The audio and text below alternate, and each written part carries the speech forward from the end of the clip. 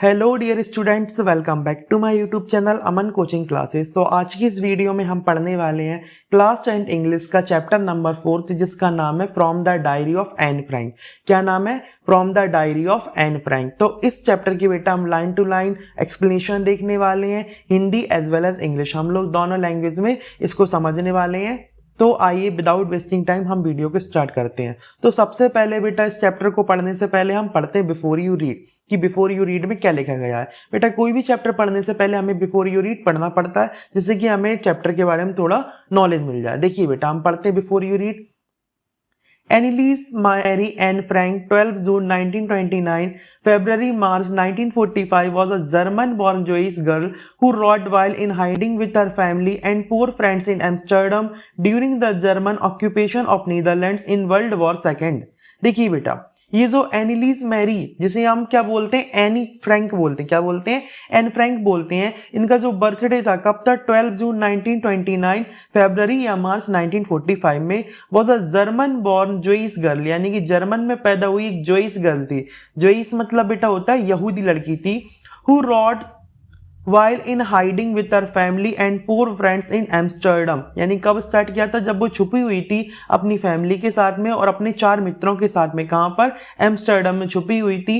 During the German occupation of Netherlands in world War second, जब Germany पर बेटा क्या बोलते हैं, कब्जा कर लिया था किन्होंने? नीदरलैंड्स ने, इन वर्ल्ड वॉर सेकेंड, यानी कि वर्ल्ड वॉर सेकेंड में। Her family had moved to Amsterdam after the Nazis gain power in Germany. यानी कि बेटा उसकी जो फैमिली था उसे एम्स्टर्डम जाना पड़ता जब नाजीज पावर में आ गए इन जर्मनी, यानी कि जर्मनी में। But were trapped when the Nazis occupation extended into the Netherlands. परंतु बेटा उन्हें गिरफ्तार कर लिया गया या फिर बंदी बना लिया गया जब नाजी का जो ऑक्यूपेशन था वो बढ़ गया। नीदरलैंड मतलब जो नीदरलैंड पे बेटा जब उनका कब्जा बढ़ गया है, दबदबा बढ़ गया था नाजियों का, तब उन्हें क्या कर लिया गया? बंधक बना लिया गया। As precautions against the Jewish population increased, the family went into hiding in 1942 July in hidden rooms in her father's Otto Frank's office building। यानी कि बेटा जब उनका दबदबा ज़्यादा ही बढ़ गया, जब उन पे ज़्यादा उत्पीड़न होने लगा, तो क्या हुआ? इनका जो फैमिली था 1942 में, उसके जो पिता थे ऑटो फ्रैंक के दफ्तर की बिल्डिंग में छिप गया था। ओके अब बात करते हैं। After 2 years in hiding the group was betrayed and transported to the concentration camp system where Annie died of typhus in Bergen-Belsen within days of her sister। यानी कि क्या हुआ बेटा? मार्गोट फ्रैंक, यानी कि क्या हुआ वहां पर बेटा 2 साल तक छुपे रहने के बाद इनके साथ क्या किया गया बेटा? विश्वासघात किया गया और इनको जबरन वहां से निकालकर यहूदियों के लिए बनाए गए यातना शिविर में भेज दिया गया, जहां पर जो एन थी बेटा उसका टाइफस की वजह से बर्जेन बेल्सन में एक बीमारी जो थी उसे हो गई थी। अपनी बहन मार्गोट फ्रैंक के कुछ दिनों बाद ही उसका निधन हो गया था, यानी कि बेटा वो खत्म हो गई थी। Her father auto the only survivor of the group, यानी कि बेटा उसके जो फादर थे ऑटो फ्रैंक, वो ही एकमात्र सर्वाइवर थे उस ग्रुप के। रिटर्न टू एम्स्टर्डम, यानी कि रिटर्न आए थे एम्स्टर्डम में आफ्टर द वॉर एंडेड, यानी कि जब वॉर एंड हो गई थी। To find that her diary had been saved, convinced that it was a unique record, he took action to have it published in English under the name The Diary of a Young Girl। यानी कि बेटा उसके पापा ने एक निर्णय लिया कि वे इसे अंग्रेजी में A Diary of Young Girl के नाम से प्रकाशित करेंगे, क्योंकि वह बहुत ही बेटा एनी की लिखी हुई बहुत ही सुरक्षित डायरी थी। उन्हें भरोसा था कि ये एक अद्वितीय यानी कि यूनिक चीज है, यानी कि यूनिक दस्तावेज है बेटा। ठीक है, देखिए the diary was given to Anne Frank for her 13th birthday, यानी कि ये जो डायरी थी एन फ्रैंक को कब दी गई थी? उनके 13th बर्थडे पर दी गई थी। And chronicles the event of her life from 12 June 1942 until it's final entry of 1 अगस्त 1944। यानी कि बेटा देखिए 12 जून 1942 से घटी उसके जीवन की हर घटना का जिक्र था, और उसका जो आखिरी बार लिखी हुई घटना थी, इवेंट थी, वो कब की थी? 1 अगस्त 1944 की थी। It was eventually translated from its original Dutch into many languages। यानी बेटा इसका ट्रांसलेशन हुआ है, जो उसकी ओरिजिनल जो लैंग्वेज थी डच, उससे बहुत सारी लैंग्वेज में इसका ट्रांसलेशन हुआ है। And become one of the world's most widely read books, और ये बेटा वर्ल्ड की सबसे ज्यादा पढ़े जाने वाली बुक बन गई। There have also been several films, television and theatrical productions and even an opera based on the diary. यानी कि इस डायरी के ऊपर बेटा बहुत सारी फिल्म्स बनी, टेलीविजन यानी कि बहुत सारे रंगमंच पे प्रोग्राम हुए, थिएटिकल प्रोडक्शंस हुआ एंड इवन एन ओपेरा, और उसमें बेटा एक संगीत का कार्यक्रम भी बन गया इस डायरी के ऊपर। Described as the work of a mature and insightful mind. यानी कि बेटा ये जो वर्क था बहुत ही शांतिपूर्ण तरीके से किया गया था और समझदारी और आनंदमयी तरीके से किया गया था।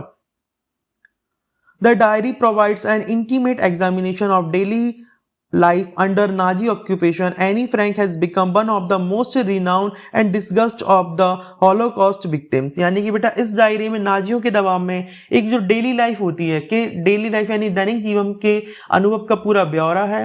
एन फ्रैंक नाजियों द्वारा सर्वनाश किए जाने वाले सबसे ज्यादा प्रख्यात यानी कि फेमस एंड चर्चित पीड़िता बन गई थी।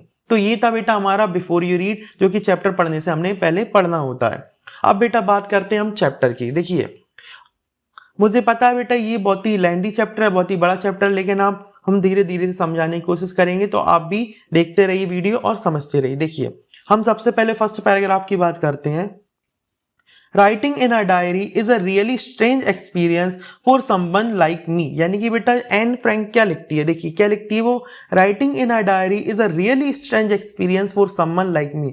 यानी कि ये जो डायरी लिखना है ये सचमुच में एक स्ट्रेंज एक्सपीरियंस है, यानी कि एक अजीब प्रकार का अनुभव है, फॉर समवन लाइक मी यानी कि किसी के लिए भी मेरे जैसा।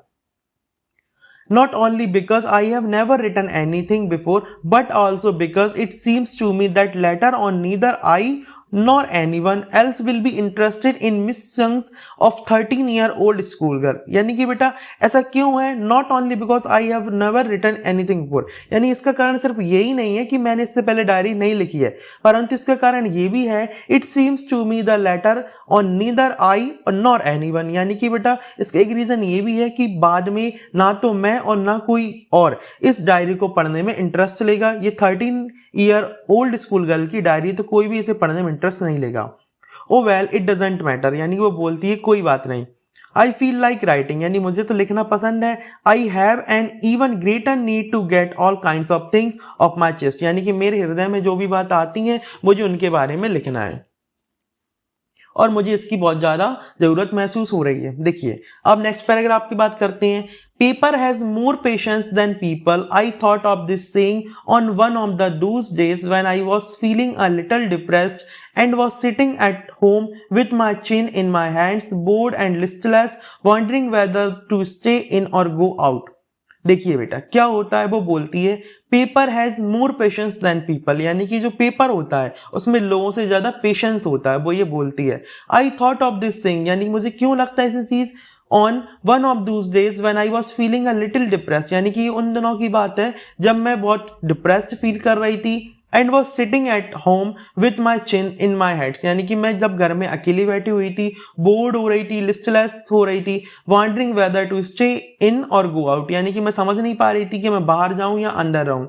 आई finally stayed where I was boarding, यानी कि बेटा मैं फाइनली घर पे रही और मेरे को ये बात लगी कि पेपर में ज्यादा पेशेंस होता है किससे, पीपल से।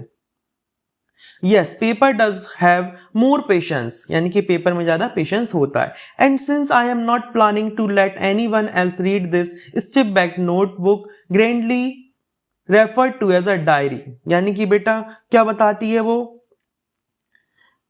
उसने सोचा जी हाँ कागज में ज्यादा सहनशीलता होती है, पेशेंस होता है, और मैं ये सख्त कवर वाली किताब जो है जिसे हम लोग डायरी बोलते हैं किसी को भी पढ़ने नहीं दूंगी जब तक मुझे अपना रियल फ्रेंड ना मिल जाए, यानी वास्तविक मित्र ना मिल जाए। शायद इससे कुछ भी अंतर नहीं पड़ेगा, ठीक है। Unless I should ever find a real friend it probably won't make a bit of difference, यानी जब तक मुझे एक रियल फ्रेंड नहीं मिलेगा मैं तब तक इसे किसी को भी पढ़ने नहीं दूंगी। Now I am back to the point that prompted me to keep a diary in first place. I don't have a friend, यानी कि बेटा अब मैं उस पॉइंट पे आती हूँ, क्यों, जिसने कि मुझे डायरी लिखने पर मजबूर किया है, वो ये है I don't have a friend, यानी कि मेरे पास कोई भी मित्र नहीं है, यानी मेरा कोई भी फ्रेंड नहीं है। Let me put it more clearly, since no one will believe that a 13-year-old girl is completely alone in the world. यानी कि बेटा मुझे ये सब क्लियरली बताने दीजिए, since no one will believe that, यानी कि बेटा कोई भी विश्वास नहीं करेगा कि एक जो 13-year-old गर्ल है, यानी 13 साल की ये जो बच्ची है, completely alone है, यानी कि बेटा पूरी तरीके से अकेली है in the world, यानी पूरी दुनिया में. And I am not, I have loving parents, यानी कि सिर्फ मैं अकेली ही नहीं, आई हैव लविंग पेरेंट्स, यानी मेरे पास मेरे लविंग पेरेंट्स हैं. एंड अ 16-year-old सिस्टर, मेरी 16 साल की बेटा एक सिस्टर है.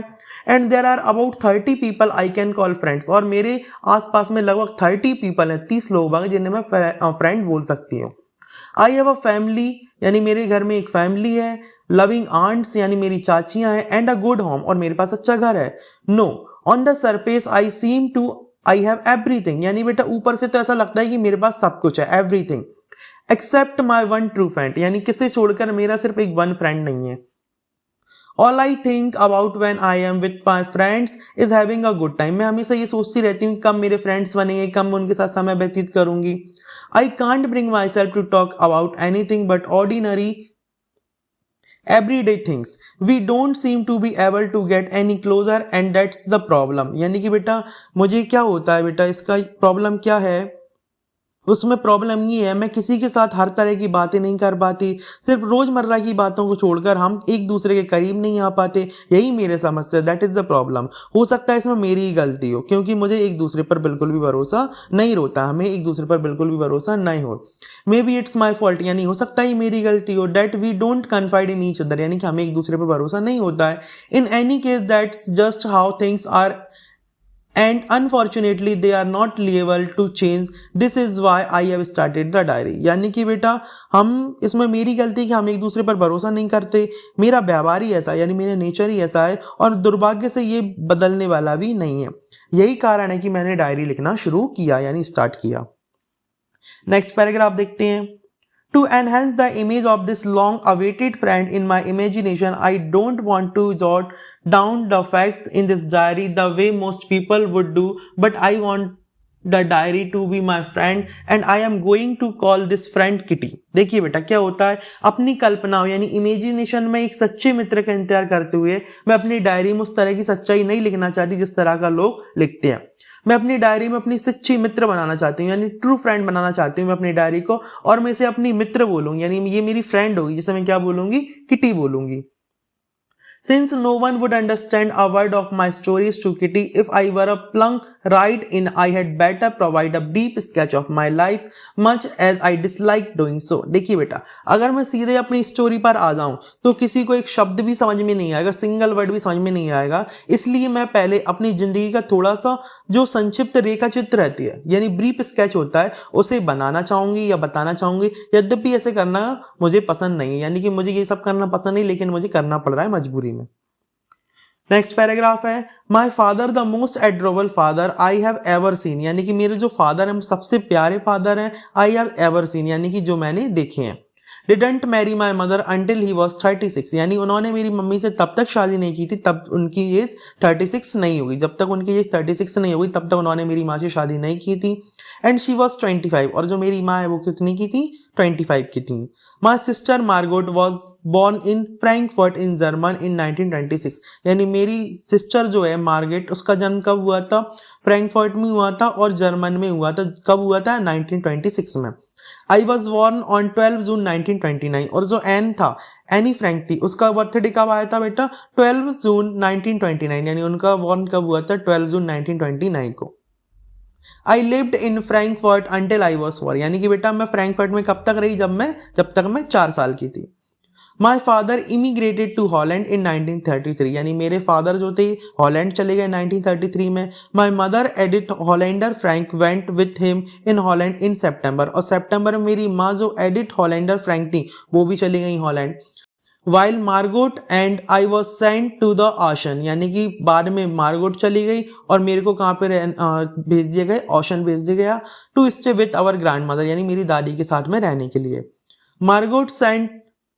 Margot went to Holland in December, और जो मार्गोट थी बेटा वो दिसंबर में चली गई थी Holland. And I followed in February when I was plunked down on the table as a birthday present for my for Margot, यानी कि क्या हुआ बेटा, मार्गोट का दिसंबर में हॉलैंड चली गई और मैं फरवरी में जब मुझे मार्गोट के जन्मदिन पर, बर्थडे पर उसके उपहार के रूप में मेज पर रख दिया गया, यानी टेबल पर रख दिया गया।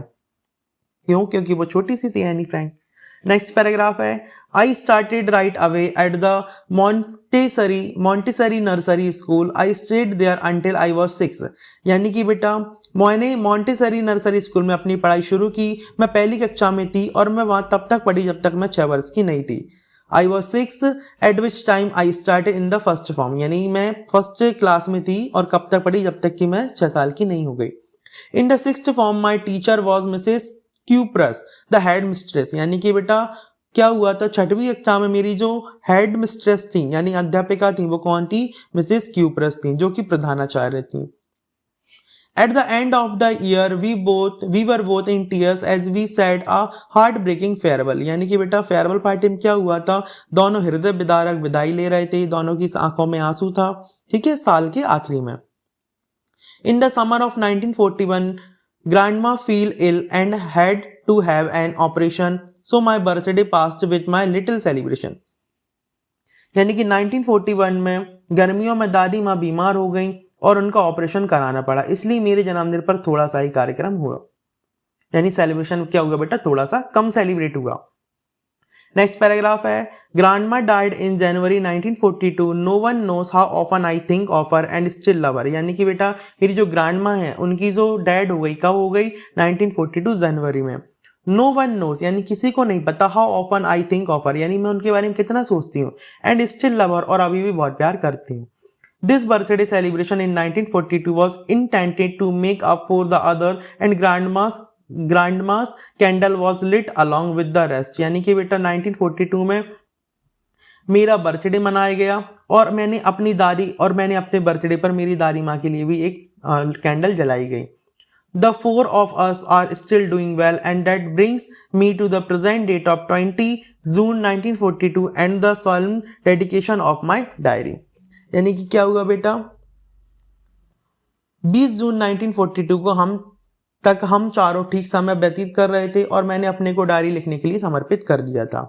अब लिखती है बेटा वो डायरी, डेट है सैटरडे 20 जून 1942, क्या लिखती है, डियरेस्ट किटी यानी कि परम प्रिय kitty, our entire class is squeaking in its boots. The reason of course is the forthcoming meeting in which the teachers decide who will move up to the next form and who will be kept back, यानी कि बेटा पूरी class में चहल पहल थी और बहुत ही तनाव था। क्यों था, द रीजन यानी of course is the forthcoming meeting, यानी कि बेटा आने वाली मीटिंग में जिसमें अध्यापक निर्णय करेंगे, यानी क्या निर्णय करेंगे, टीचर्स डिसाइडेड, क्या डिसाइड करेंगे, who will move up to the next form, यानी कि किसको नेक्स्ट क्लास में रखा जाएगा, और who will be kept back और किसको वापस इसी क्लास में रखा जाएगा।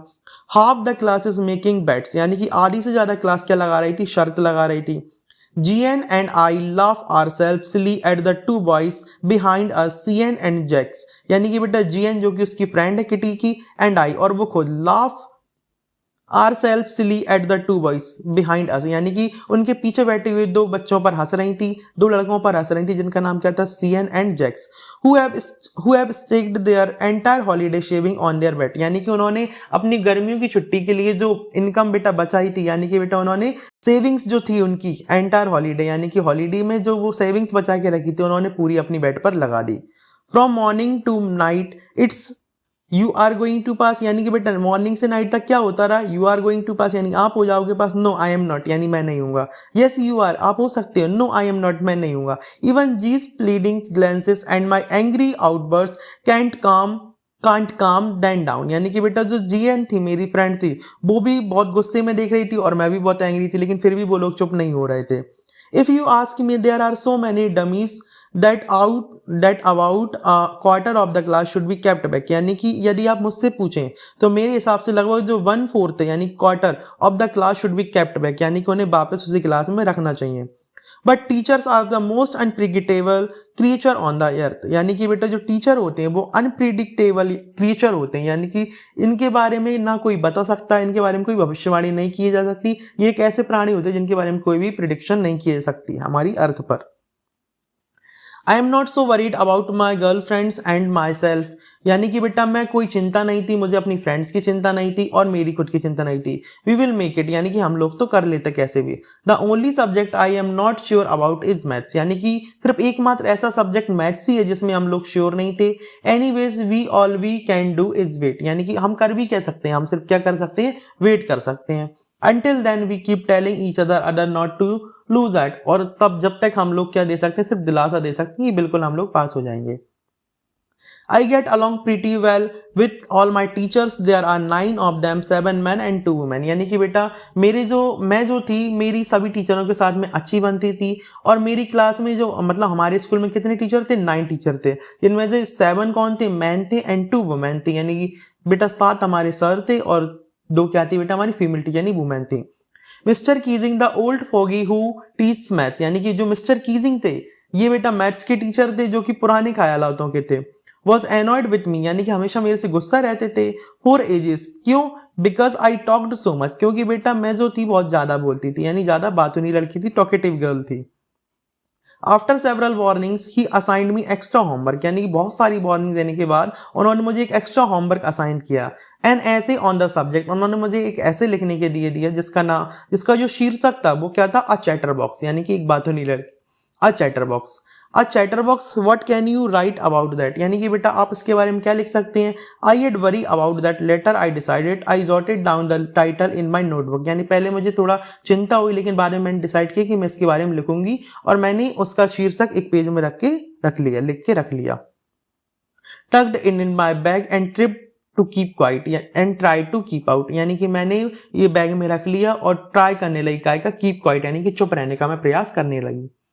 नेक्स्ट पैराग्राफ है, that evening after I had finished the rest of my homework the note about the easy ऐसे कॉट माई आई, यानी कि बेटा जब इवनिंग में मेरा सारा का सारा होमवर्क खत्म हो चुका था फिर मेरी नजर किस पे पड़ी, उस नोट पे पड़ी।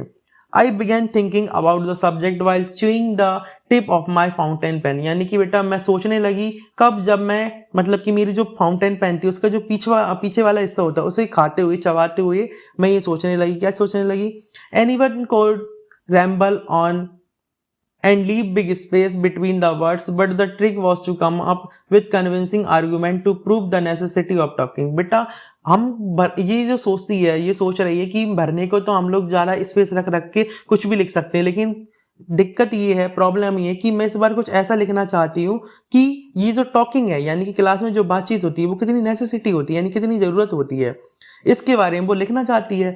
I thought and suddenly I had an idea, उसने सोचा और उसे एक आइडिया आया। क्या आइडिया आया, I wrote the 3 pages mister Keesing had assigned me, यानी कि मैं बेटा 3 पेजेस लिखूंगी। And was satisfied, I argued that talking is a student trait, यानी कि मैं उनसे आर्ग्यूमेंट करूंगी कि जो टॉकिंग है वो स्टूडेंट ट्रेट है, यानी स्टूडेंट की आदत ही है, गुण है ये। And that I would do, इसलिए मैं करती हूँ। Why my best to keep it under control, but that I would never be able to cure myself of the habit since my mother talked as much as I did if not more, and that's there not much you can do about inherited traits, यानी कि बेटा उसने बताया कि ये तो मेरी बेटा आदत ही है। क्यों है मेरी आदत, क्योंकि मेरी माँ भी ऐसी है और मैं भी ऐसी हूँ, यानी कि जो मुझे ज़्यादा बातें करने की जो आदत मिली है वो मेरी आनुवांशिक है, यानी इनहेरिटेड है। अब कोई क्या बोलेगा।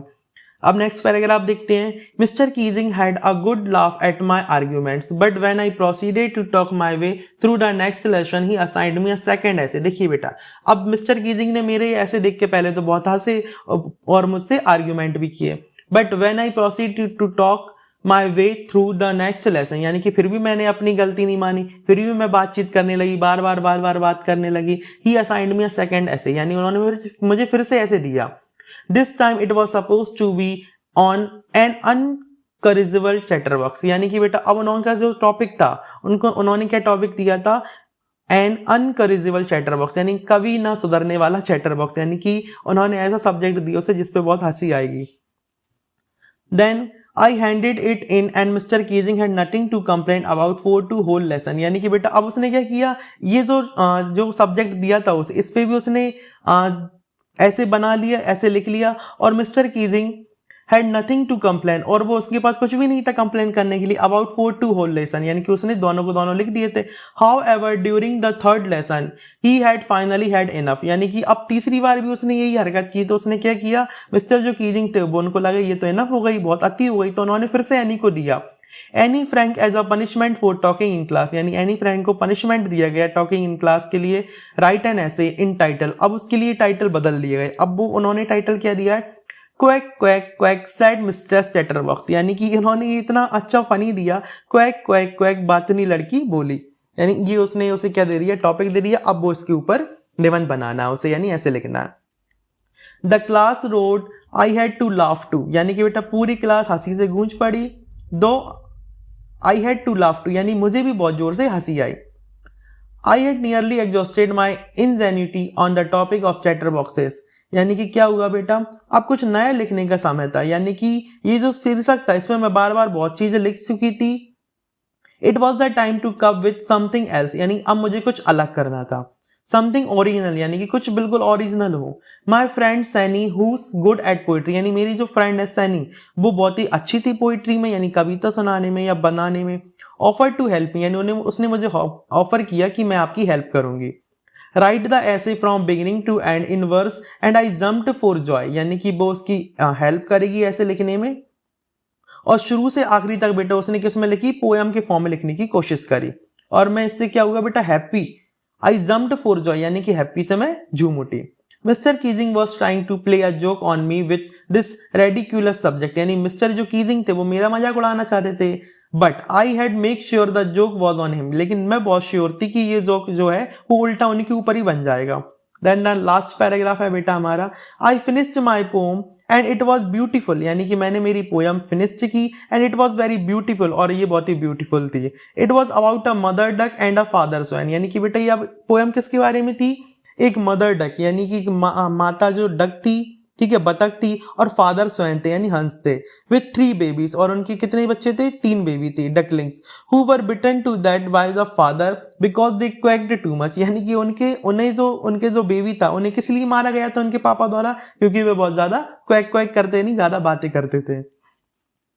Luckily mister Keesing took the joke the right way, यानी कि लकीली क्या हुआ, भाग्य के दौरान मिस्टर कीजिंग जो थे उन्होंने इस जोक को राइट वे लिया। He read the poem to the class, उन्होंने इस पोएम को क्लास में पढ़ा। एडिंग हिज ओन कमेंट, यानी कि अपने कमेंट दिए उस पे, and to several other classes as well, और उन्होंने और भी क्लासेस में जाके इसे बताया। Since then I have been allowed to talk, यानी कि मुझे तब से क्या कर दिया गया, अलाउ कर दिया गया क्लास में बातें करने के लिए। And have not been assigned any extra homework, और मुझे बाद में कोई भी एक्स्ट्रा होमवर्क करने के लिए भी नहीं दिया गया है। On the contrary mister Keesing always making jokes these days, और उन दिनों जो मिस्टर कीजिंग थे वो हमेशा हमसे जोक्स में बातें करते रहते थे। Yours any. तो ये था बेटा हमारा पूरा का पूरा चैप्टर एनी फ्रैंक है, जो कि हमने लाइन टू लाइन एक्सप्लेन किया हिंदी में एज वेल एज इंग्लिश में। आई होप आपको पूरा का पूरा चैप्टर समझ में आ गया। आई नो ये जो चैप्टर है बहुत ही लेंथी हो गया है, लेकिन अगर आप इसे लाइन टू लाइन समझेंगे तो ये बहुत ही ईजी चैप्टर है और बहुत ही सिंपल चैप्टर है। सो यदि आपको बेटा चैप्टर समझ में आया हो, वीडियो पसंद आई हो, तो वीडियो को लाइक कीजिए, एंड चैनल पर नए हो तो चैनल को सब्सक्राइब कीजिए। Thank you.